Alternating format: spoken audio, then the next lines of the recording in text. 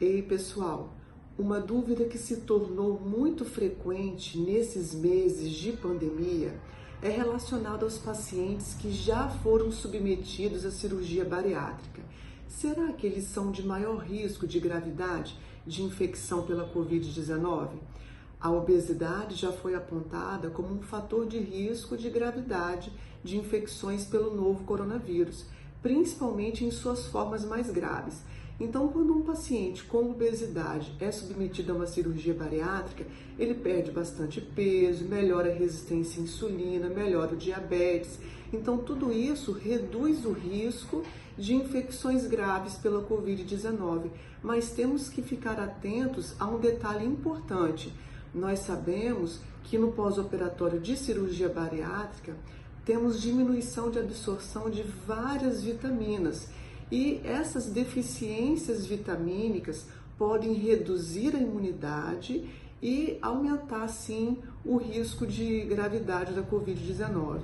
Então, os pacientes que já foram submetidos à cirurgia bariátrica devem checar as suas vitaminas, devem comparecer à consulta com o seu endocrinologista, ou presencialmente ou virtualmente, para poder avaliar se está tudo certinho, se tem alguma deficiência ou não.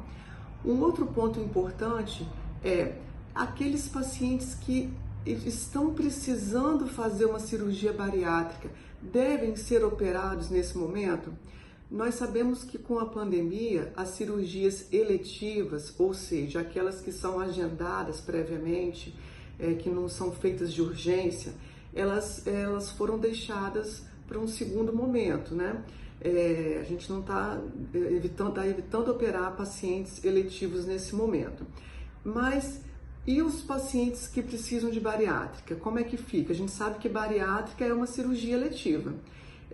No início do mês de julho, especialistas de vários países se reuniram e fizeram um posicionamento oficial sobre esse assunto. Então, o que se concluiu foi o seguinte, que aqueles obesos que têm uma obesidade muito grave, que a gente sabe que é de risco maior, aqueles que precisam perder peso rapidamente, porque precisam fazer um outro tratamento de saúde que bota ele em risco, por exemplo, aqueles que precisam fazer um transplante, os pacientes com obesidade importante que tem 3 ou mais comorbidades, ou seja, 3 ou mais doenças relacionadas ao excesso de peso, aqueles obesos graves que têm um diabetes de difícil controle, mesmo com vários medicamentos para tratamento de diabetes, mesmo com altas doses de insulina.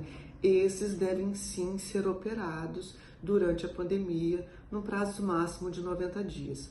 Outros pacientes que necessitam de bariátrica, mas que não se encontram nesse grupo que eu mencionei, que não tem uma gravidade tão importante, eles podem sim esperar um momento mais oportuno, de um tempinho maior.